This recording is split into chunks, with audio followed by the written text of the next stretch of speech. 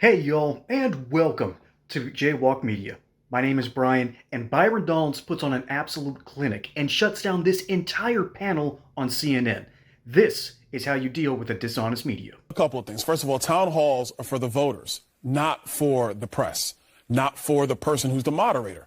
Caitlin spent more time interjecting her own viewpoints or her own views on the situation. Excuse me, those are actually facts, though. Now, hold on. Are you guys not going to interject your views on me, or do I get a chance to speak now? If you're speaking falsely, those were facts.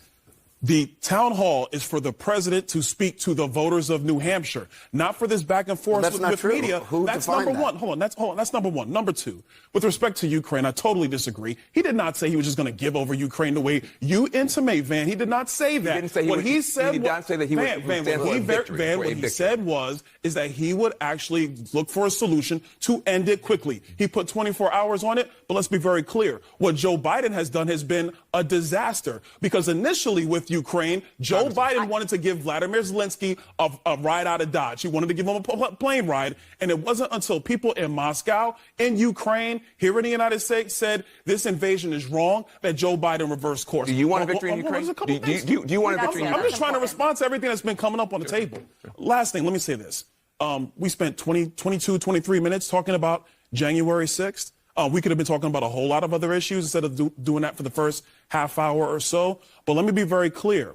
What was said in this town hall about National Guard troops that were authorized by Caitlin was wrong. I'm on the Oversight Committee. I was in 2 hearings on January 6th. It was testified in oversight that Donald Trump authorized National Guard troops on January 4. He followed up in a call with then acting Secretary of Defense on January 5, trying to see where the deployment was on those troops. That is testimony in the Oversight Committee. Everybody testified in Oversight Committee when Nancy Pelosi was Speaker of the House, except one organization, and that was the Capitol Police. Did you read the Because Secretary Nancy of Defense's Pelosi would book? not allow that. I'm telling you what was testified to in the Oversight Committee under oath. Well, let me just correct you, because what Caitlin was saying was what the former Secretary of Defense wrote in his book. He said the president did not. I am telling you what he testified to under oath. In the Oversight Committee. Congressman, can I just ask? Are the facts? Go ahead. You do acknowledge Donald Trump lost the 2020 election, correct? Again, we're going to continue to talk about 2020. No, I mean, it's a direct right question. Now, hold on. Let me tell you why most voters are frankly kind of tired of y'all bringing this up. The nation is a mess.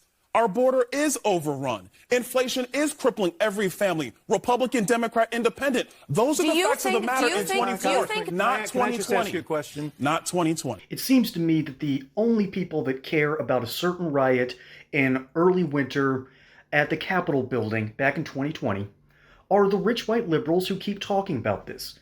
And instead of asking a smart question, as in, why did Nancy Pelosi know this was coming and then refused extra help when offered?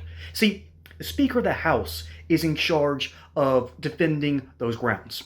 She did not do her job. She wanted an opportunity to wave the bloody shirt, so to speak, and she has been doing it ever since. She, in my opinion, was more culpable for this than anyone else, because it could have been prevented with more security.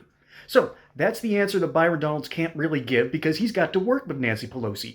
Fortunately, I do not. Hey guys, I want to give a quick shout out to our amazing sponsor, Bonner Private Wines Partnership. Do you guys like drinking wine with dinner, but get tired of the overly sugary, mass-produced stuff that you find at the grocery store? Well, let me tell you about something different. Wines from extreme altitudes not only taste better, but are actually better for you. These wines come from up to 9,000 feet in the Andes Mountains of Argentina and are packed with polyphenols and antioxidants, compounds that are known to be good for your heart health and your overall health. What does that mean for you? Wines that are rich in flavor and pure without being full of chemicals and dyes that you'd find in generic wines. Imagine tasting smoky, bold tasting wine in a bottle that is crafted in one of the most remote places in the world. The Bonner Private Wines Partnership makes it easy to get these rare wines. Right now you can save $25 on your first order and get complimentary shipping. Just visit bonnerprivatewines.com/jaywalk to get started. This is a healthier, tastier wine experience you won't want to miss out on.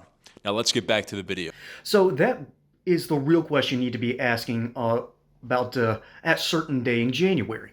So, what else is going on here? Well, obviously, Byron Donalds isn't just holding his own, he's reminding people of what is actually going on, which is a tough thing to hear, particularly when you're CNN and your audience doesn't want to hear because they're rich white liberals who are disaffected from everything and can only show their patriotism by waving Ukrainian flags and wanting more illegal immigrants.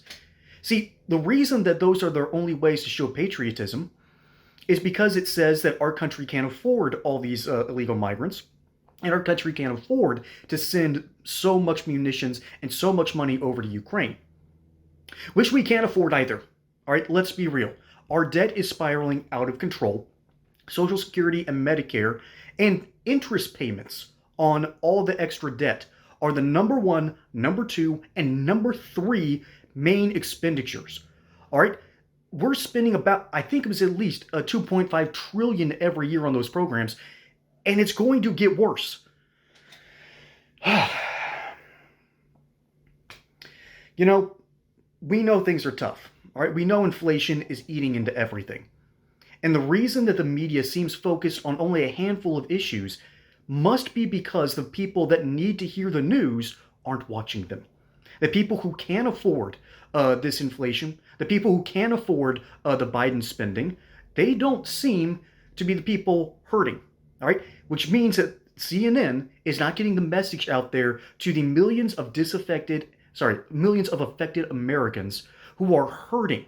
They have seen their savings dry up because Biden pushed a spending bill that pushed us off a fiscal cliff.